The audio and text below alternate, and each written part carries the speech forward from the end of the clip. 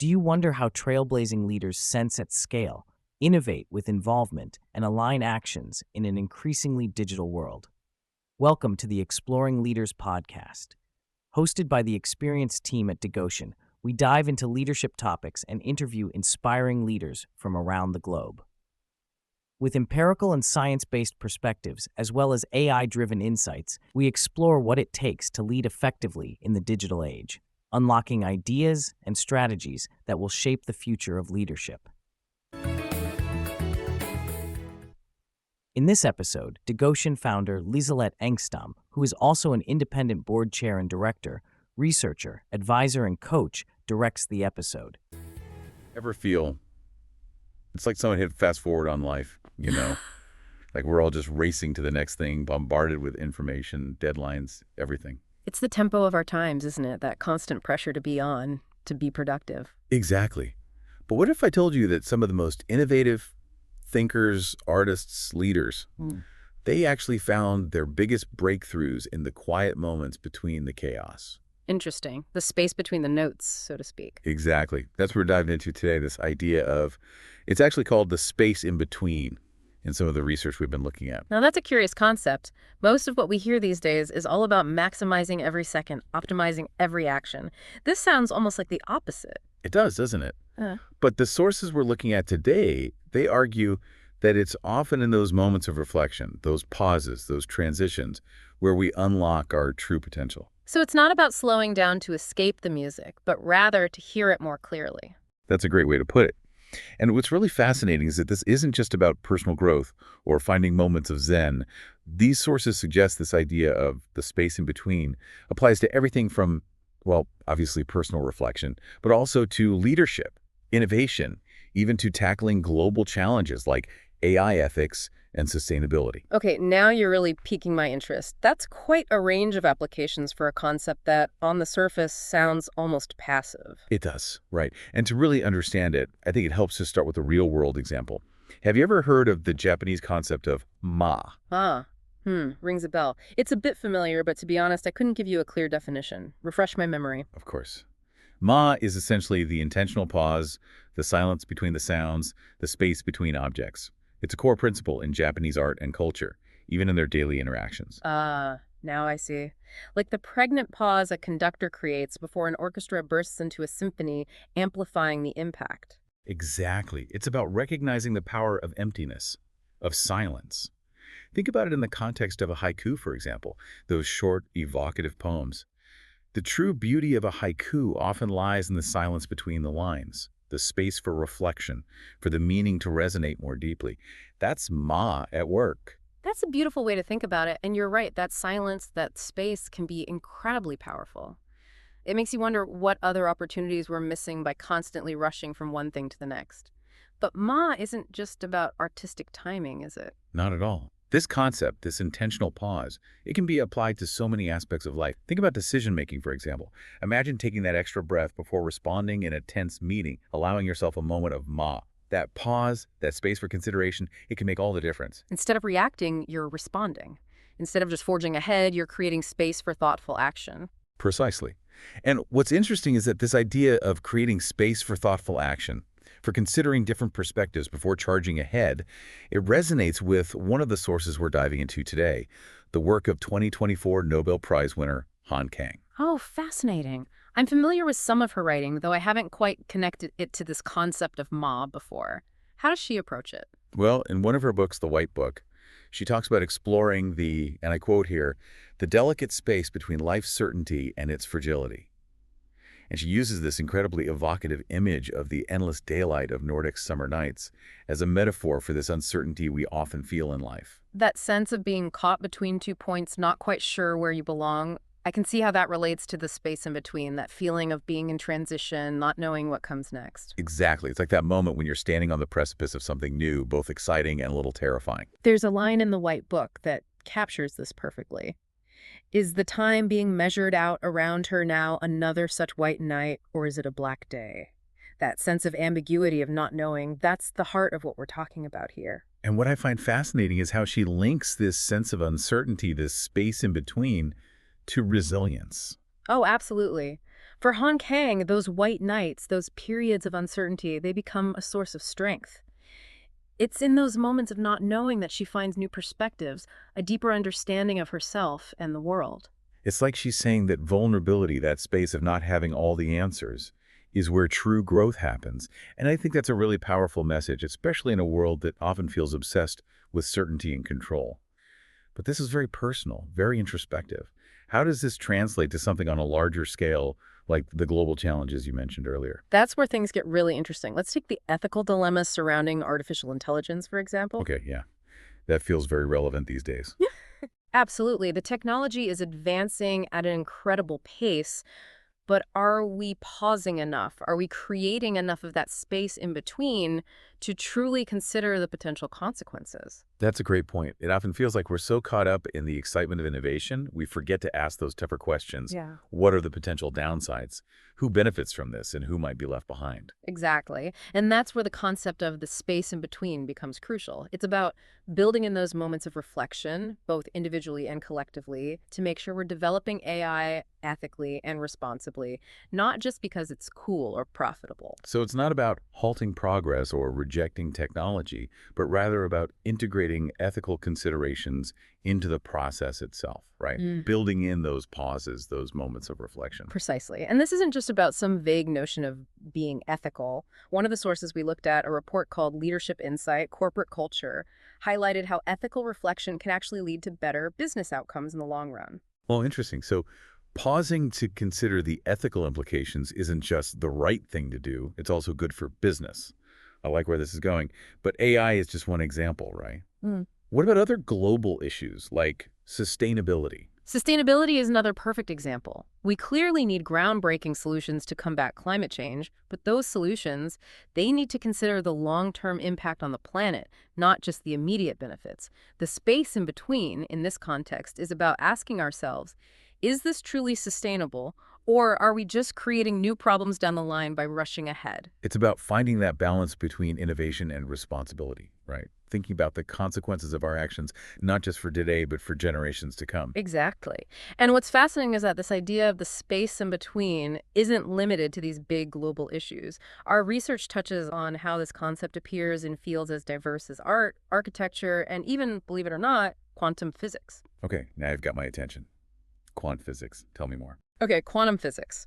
So there's this idea in quantum physics called superposition. And it's kind of a mind bender, but it essentially means that a particle can exist in multiple states at the same time until it's observed. Okay, you've already lost me. I'm not a physicist, but multiple states at the same time is like that whole is the cat alive or dead thought experiment, right? My brain hurts. It is a wild concept, right? But think about it this way. It's not that the particle is confused about its state. It's that it embodies all potential states simultaneously until someone or something observes it, and then bang, it collapses into one specific state. Okay, so it's not about the particle being one thing or another, but rather it's about it containing the potential for all those states at once. I think I'm kind of getting it. Exactly. And that's the key connection to the space in between. It's about embracing the unknown, the state of not knowing, because that's where all those possibilities exist. So instead of fearing uncertainty or trying to nail everything down, we should view it as a space of infinite potential. That's actually a pretty exciting way to look at it. Right. And this isn't just some new agey idea. Either ancient Eastern philosophies, like Taoism, have been exploring this for centuries. Oh, absolutely. In fact, now that you mention it, there's this concept in Taoism called Wu Wei, which roughly translates to effortless action or achieving through non-doing. It sounds paradoxical, but when you really think about it, some of the most profound changes in our lives, they just kind of happen when we least expect them, right? When we're not trying to force things. Exactly. It's about finding that balance between action and inaction, recognizing that sometimes the most powerful thing we can do is to just get out of our own way, create that space, and allow things to unfold naturally. It's like that saying, a watched pot never boils. The more we obsess over something, the longer it seems to take. But when we relax, when we allow ourselves to be present in those in-between moments, that's when the magic happens. At least that's been my experience. I think there's a lot of truth to that. And you know, what's fascinating is that those moments of quiet contemplation, those seemingly unproductive pauses, they're often where creativity flourishes. Oh, I totally agree. You know, I always get my best ideas when I'm not even trying, like when I'm taking a walk or in the shower. Those times when my mind is allowed to wander, to make unexpected connections. It never happens when I'm staring at a blank page, desperately trying to force myself to be creative. It's like our best ideas have a way of sneaking up on us when we least expect it, isn't it? When we give our minds the space to breathe, to wander, to make those unexpected connections, that's when the magic happens. And even Vincent van Gogh, who was incredibly prolific, incredibly driven, even he talked about this need to create space for self-discovery. That's interesting. You wouldn't necessarily think of someone like Van Gogh as someone who embraced the pause, would you? He always seemed so driven, so intense. He was, but even he recognized the importance of those in-between moments. There's that famous quote where he says, "What am I good for? What should I do? I have something inside me, but what is it?" There's that uncertainty, that searching, that need to create space for inspiration to strike.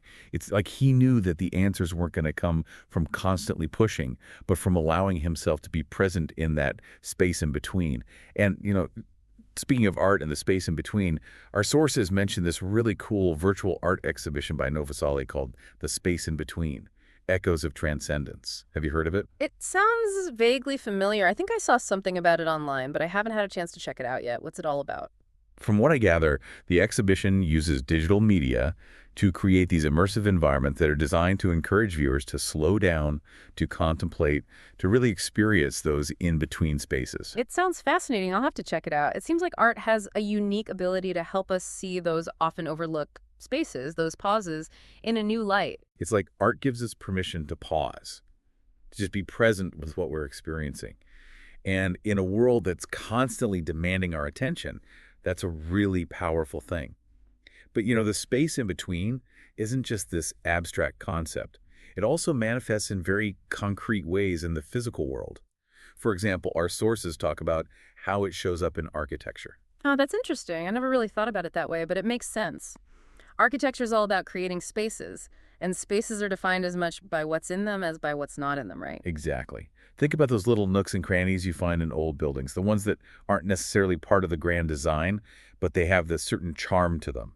You know what I mean? Like those little alcoves or the space under a staircase, those often overlooked areas. Yes, exactly. Architects even have a term for them, interstitial spaces.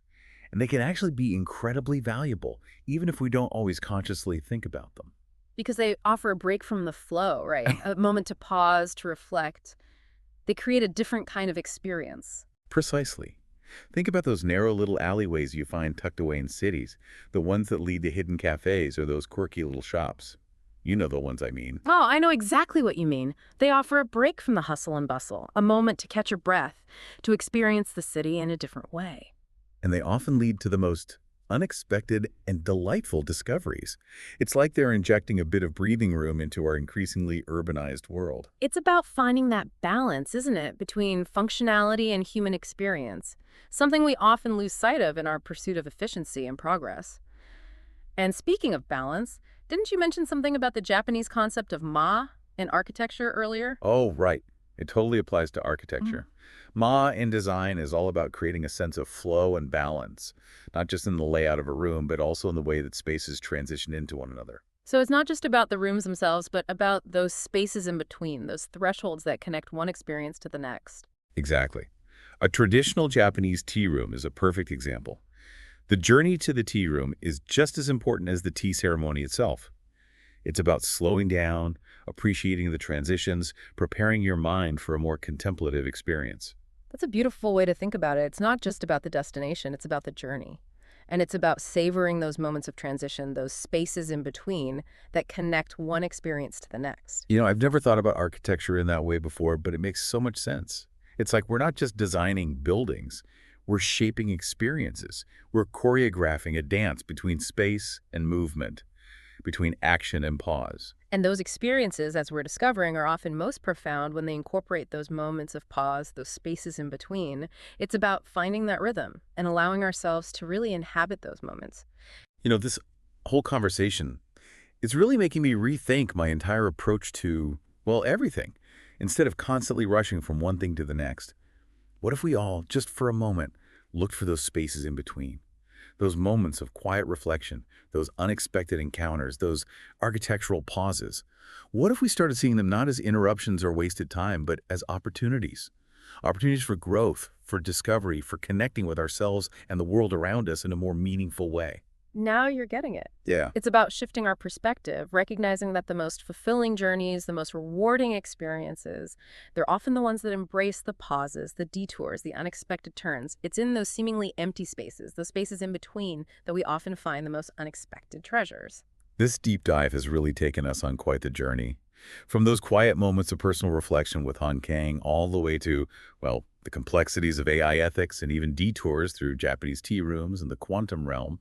And somehow, it's all connected by this idea of the space in between. It's really remarkable, isn't it, how this one concept, this space in between, it just seems to weave its way through so many different facets of life. It really does. It makes you think maybe it speaks to some kind of universal human need, a need for balance, for reflection, for recognizing that it's not always about rushing towards the next thing. Yeah. You know? Absolutely. It's like we've been conditioned to view those pauses, those moments of quiet, as wasted time, as if we're somehow failing if we're not constantly productive. It's like we've forgotten how to just be, right? Yeah. But the sources we've been exploring today, they make a really compelling case for embracing those pauses, for recognizing that the space in between isn't empty at all. It's quite the opposite, isn't it? It's a space that's full of potential, a space where creativity can flourish, where innovation can spark, and where we can really start to engage with ethical questions in a meaningful way. And it's not just about those big picture things either. It's about finding those moments of pause in our everyday lives. Whether it's through the Japanese concept of ma, or maybe just taking a walk in nature, or simply allowing ourselves a few minutes of quiet contemplation, just to hit the reset button on our minds, you know? It's about recognizing that slowing down, embracing those pauses, it's not about becoming passive or unproductive. If anything, it allows us to be more active, more engaged, more intentional in our lives. It's like finding that perfect rhythm, that ebb and flow between action and reflection, between doing and being. But it's so easy to get caught up in the rush of it all, isn't it? It is, especially in today's world. But the more we can become aware of those spaces in between, the more we can start to see them not as interruptions, but as opportunities. Opportunities for growth, for connection, for discovering new ways of seeing ourselves and the world around us. Well, I don't know about you, but I feel like this deep dive has given me a lot to think about. Me too. It's amazing how exploring this one concept, the space in between, can open up so many new perspectives. It really is. And I hope our listeners feel the same way.